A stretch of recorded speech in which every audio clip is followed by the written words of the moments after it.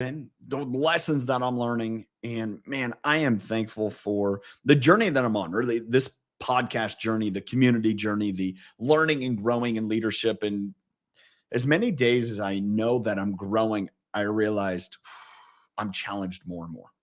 And it's good because it reminds me, man, I'm not nearly as smart as I think I may be at sometimes. I got a lot of work to do, and that's all of us. But one thing that I'm grateful is for experiences where I get to interact with thought leaders and business leaders that are changing the world. This week, I'm sharing from my podcast conversation with author Gil Winch. Gil is an Israeli business leader. He owns a call center. It's called Call You Call.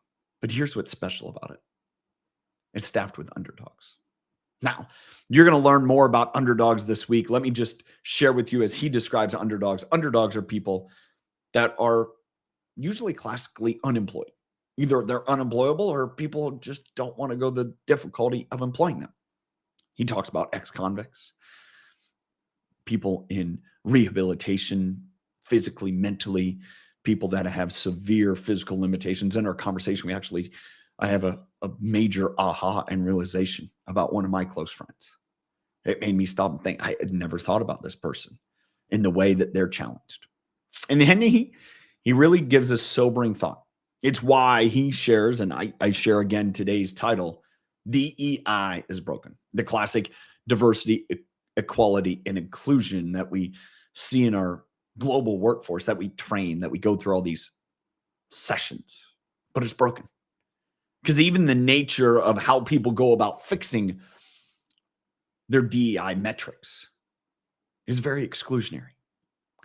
Let me give you my thought of the day, and I'll talk a little bit more about it. To be fully inclusive, to include everyone, we must not exclude. So Gil uses the perfect example. Okay. I don't know of a better example because I'm going to use the example from the book. He talks about the idea if we have a restaurant, a club, okay, and there's a bouncer at the door, and we tell the bouncer, here are the people that you keep out. Here are the people that you allow in. That means it's exclusive.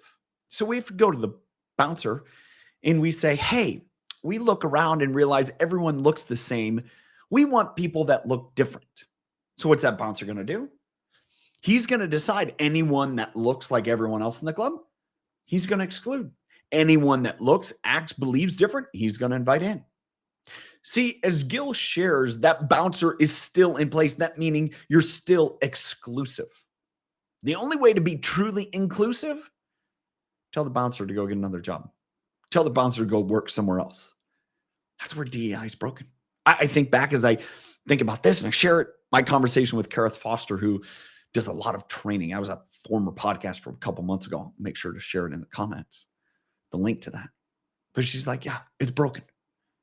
Because we think the way to fix it is to be more exclusive. Doesn't work. Man, I'm great for examples, people in my world that bring this up and make us stop and think about our actions are actually just as bad. They just have a different name, but we're still being exclusive. It's not the way to be inclusive. Thanks for being here.